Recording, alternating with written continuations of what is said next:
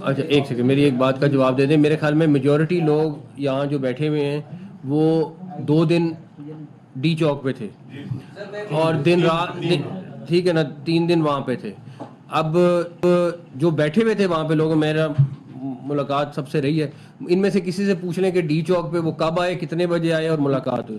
اب اسلام آباد آ کے اس کو ہاتھ لگا کے کہنا کہ میں انٹر ہو گیا, سارا کچھ ہو گیا, تو پھر تو میں اس پہ نہیں کہتا. لیکن ایک سیکنڈ میری بات سنیں, ان کی خواہش تھی کہ ڈی چوک آنا, ڈی چوک آ کے دھرنا دینا. یہ جتنے صحافی دوست بیٹھے ہیں ان سے صرف یہ پوچھ لیں کہ ڈی چوک وہ کتنے بجے, میں نے تو نہیں دیکھ سکا ان کو ڈی چوک پہ, کہیں وہ آئے لیفٹ رائٹ آ کے چلے گئے تو اس پہ میں کچھ نہیں کہتا.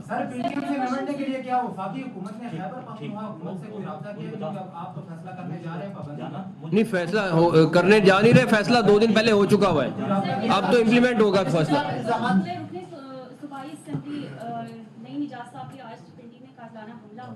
اور ایک طرف ایس سی او بھی ہے اور دوسری طرف لائی الرٹ سیکیورٹی ہے, تو اس حوالے سے آپ کیا کہیں گے؟ لیکن سیکیورٹی کی arrangements already under article 245 army آ چکی ہوئی ہے, وہ ٹیک اوور کر لیا ہوا ہے سیکیورٹی کو. تو وہ ابھی کچھ تھوڑی دیر پہلے, بلکہ اس ٹائم جب ہم بات کر رہے ہیں تو سعودی مہمان بھی ہمارے آلریڈی پہنچ چکے ہیں, وہ بھی 2 دن کے دورے پہ آئے ہیں. تو ان شاء اللہ تعالیٰ اس میں تمہاری کہیں کوئی کمی نہیں رہے گی.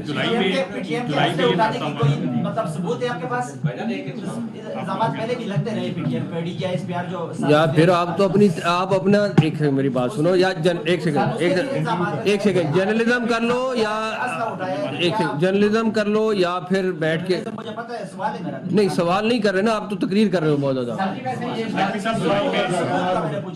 ایک طرف تو پی ٹی آئی نے احتجاج کیا, جو غیر قانونی تھا, لوگوں کی گرفتاریاں ہوئی, کچھ ایسے لوگ بھی پکڑے گئے ہیں جنہوں نے احتجاج نہیں کیا تھا لیکن پکڑے گئے. ان کی بیلیں بھی ہو چکی ہیں لیکن ڈسٹرکٹ ایڈمنسٹریشن نے روکارے ان کی جو اسائن نہیں کی. دیکھیں اگر تو کوئی بے گناہ ہے, اگر کوئی بے گناہ ہے, میجورٹی لوگ اریسٹ ہوئے ہیں جو موقع پہ اریسٹ ہوئے ہیں, لیکن اگر کوئی بے گناہ ہے تو میں ذمہ دار ہوں, میں ذمہ دار ہوں, تو میں اس کو خود چھڑواؤں گا اگر کوئی بے گناہ ہے. میں ایک نعرے پہ لانا چاہتا ہوں, ان کی بیلیں ہو چکی ہیں, روکارے بن چکی ہیں, مچلکے ہو چکے ہیں. ڈسٹرکٹ ایڈمنسٹریشن نے کہا کہ نہیں, ان کے روکاریں سائن نہیں کرنی, ان کی جو رجسٹری ہے ان کو ویریفائی کروایا جائے. وہ کہتے ہیں جی ہم کیش مچلکے جمع کروا دیتے ہیں, ہمارے لوگ جو میں دیکھ لیتا ہوں.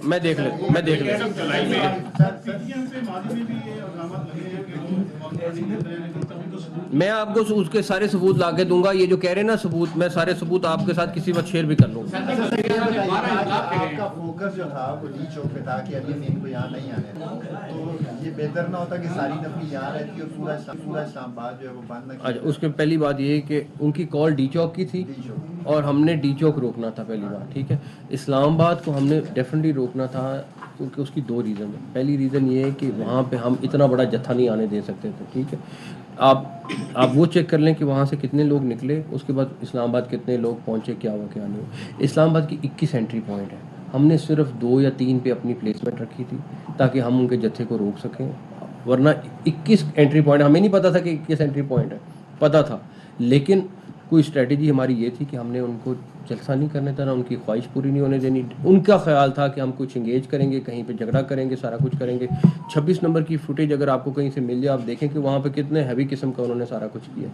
بٹ ان دا اینڈ کے اوپر سب سے زیادہ بحث ہو رہی ہے.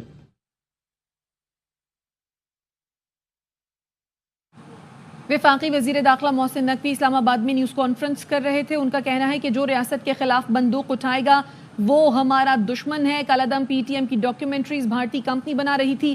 ریاست مخالف عناصر سے کوئی رعایت نہیں برتی جائے گی.